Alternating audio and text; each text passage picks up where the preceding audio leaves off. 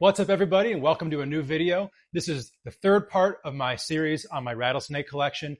And in this one, I'm showing you guys some of my younger raised up rattlesnakes, both USA species and Mexico species. In this group will be some of my personal favorites, some of the snakes that I think are the best in my collection. All of these are ones that I've raised up from babies, which I'm very happy about because in my opinion, oftentimes the best breeders and the snakes with the best longevity in your collection are ones that you acquired as babies and have raised from as young as possible. Again, like I've been saying, I absolutely love these rattlesnakes. I'm super passionate about them. They're some of my favorite animals in the entire world, and I'm excited to show you guys more of them for the third video in a row. All right, I figured this snake would be a very appropriate one to start the raise up room video with. This is a Quitman Mountain banded rock rattlesnake. This is one that I produced in my first ever litter of rattlesnakes. For any of you who checked out the video from 2 weeks ago, some of my adult rattlesnakes, you saw the parents of this girl right here. And you also saw the male that I plan on pairing her up to in a couple of years when she's an adult. Like I said, with the adults, just that clean, crisp Franklin look is really something you can't beat with those stark banding contrasted to that really cool slate gray background. Just makes them a species that just speak for themselves with how incredible they are. All right, so here's a locality of banded rock rattlesnake that we did not get to check out in any of the previous videos because I do not have any adults, but I do have this group raising up. These are Guadalupe Mountain banded rock rattlesnakes. So we saw some of my blacktail rattlesnakes from the same range. It's very cool when you have two species from the same area, at least to me, I think. Kind of showing some of the variety. And also, I think it's very special to have that kind of connection within the collection. But these guys are known for that really cool modeling between the bands, thick bands, and cool coloration as well. So I'll show you on one of my males. I think he is one of the better colored banded rock rattlesnakes I have. But just an incredible locality and one that has thrown some of the best banded rock rattlesnakes I've ever seen. So this here is one of my male Guadalupe banded rock rattlesnakes. It's not coming through super well on the video, but he has a really cool kind of blue overlay to his coloration. One that I'm really excited to have as part of the group. Like I was saying with that last one, they're known for that really cool modeling in between the bands. And his bands in the right lighting almost kind of have like a dark chocolate color to them where they're not exactly completely black. Again, not really coming through on the video, unfortunately. Might be my sign to invest in a good camera for some of these YouTube videos going forward. But one of my favorite clobberi that I have in the collection. All right, so from 2 weeks ago, some of you guys may have seen my female big Hatchet banded rock rattlesnake. Well, this here is my male. Come summertime, they are going to get paired up for breeding, but for the time being, they are separate. And this guy is really spectacular. He almost has kind of like a pastel-y appearance to him. He has this really cool kind of partial band midway through his body. Just a look that I think is really cool, kind of almost like a yellow coloration to him as well. The big Hatchet locality isn't known for as much modeling between the bars as some of the localities from the similar area, like the Guadalupe animals, but still very spectacular. And this guy, I just absolutely love his contrast, those white outlines on the bands. It's a really, really cool snake. All right, so this here is one of my Quitman Mountain mottled rock rattlesnakes. For any of you who watched the video from 2 weeks ago, you saw my Waco Mountain locality mottled rock rattlesnakes. Well, these Quitman Mountain rock rattlesnakes are from further east in Texas, have a bit different of an appearance from the Waco locality, a lot more modeling going on throughout the body. But one of my favorite, if not my favorite, locality of mottled rock rattlesnake, though it's hard for me to not put the Waco animals at the top. But such a cool snake and a really great example of how variable this species, the mottled rock rattlesnake, is. All right, so this animal right here is very special to me, but for kind of a different reason than a lot of these. Not only is she very beautiful, really clean banding, some really nice pink coloration that honestly is not nearly coming in on the camera the way that you see it in person, but this is actually the first ever banded rock rattlesnake that I found in the wild. So this is from the Chupadera Mountains in New Mexico. And I was out there a few years ago, obviously had collection permits, everything that I needed to be out there looking for these snakes. And this was the first ever clobberi that I found in the wild. And I still have her to this day. She was probably 7 months old or so, maybe 6 months when I found her, buzzed me under my feet, and I'll never forget that moment. The standpoint of my life in reptiles, definitely one of the most special moments I've ever experienced was finding this girl, and it's very cool to have her in the collection still to this day. All right, so this is a locality that you guys saw in my previous video on my Mexican rattlesnakes. This is a Tarahumara banded rock rattlesnake. This is a little male that I've been raising up over here, and the aspect of him that makes him super special is the kind of cool dashing and striping going on his dorsal. Not only that, his colors are absolutely spectacular, as this locality type is known for. Really can't wait to get him up to size for breeding in the next couple of years to reproduce that striped look, make it even stronger. Is something that I would really like to do with this species.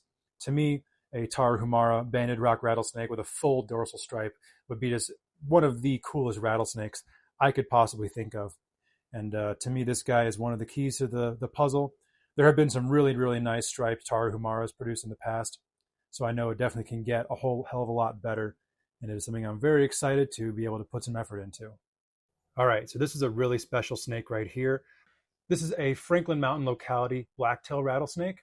The Franklin Mountains are a really cool part of this range because they're right on the edge of the Texas ornatus, ornate rattlesnakes, the Texan blacktails, and then the edge of the New Mexico and Arizona Molossus blacktails that get a really cool kind of golden yellow to orange coloration. These guys are kind of right dead smack in the middle of the two looks. Definitely not nearly the yellow-orange coloration of an Arizona or a New Mexico animal, but nothing like the Texas animals as well. Even half an hour to the east in the Waco Mountains, you'll see blacktails that are very much Texas animals in all ways. What's really cool about this particular female as well, that she's from a litter that is of the striped lineage from this locality type, as you can kind of see a little bit of striping pattern going in, some aberrancies, and not the typical kind of diamond pattern like you see right there in the middle. So really, really special snake. Definitely close to home, as I've found these snakes in the range, seen them in person. To be able to have one from that lineage in my collection is very, very cool. This here is another really cool Mexican species. This is Crotalus campbelli, or Campbell's rattlesnake. One of the dusky rattlesnake species from Mexico. They are very similarly related to some other Mexican species like Crotalus armstrongi. I really like how this girl is so dark. And despite being so dark, there's still a good amount of contrast in the pattern. But that darkness is just very, very spectacular on this snake. A pretty variable species as well. But this is a look that I really, really highly covet, in a species that you don't see in too many collections.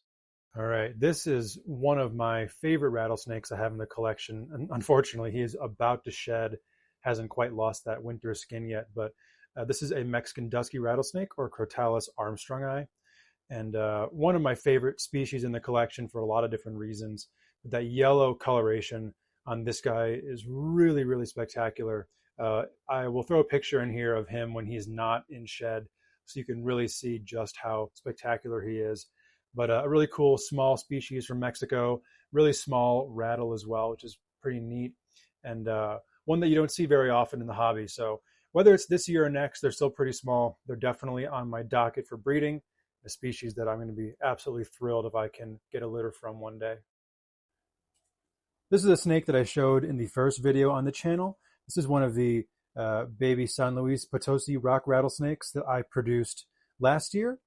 And as you guys can see, for anyone who saw that first video, this baby has changed a lot as it has grown. That dorsal stripe is becoming a lot more apparent and higher contrast. Some of that green coloration is coming out.